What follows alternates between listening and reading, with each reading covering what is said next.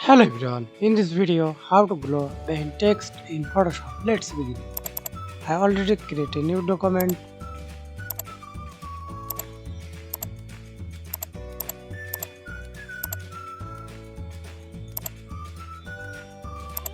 Then create a new layer, right click on your mouse, type text,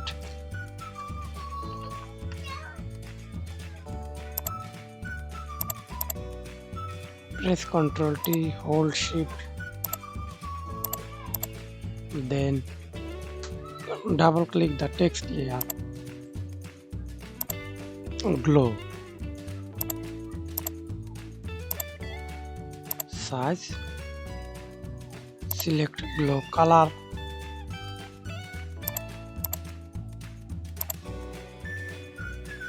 red, yellow, etc. Then add noise effect, opacity, blend, normal, screen, aligner dots, size. Use drop shadow. That's it. Change the background color or use for best effect gradient. That's it. Thanks for watching video. Please like, comment, share and subscribe to my channel.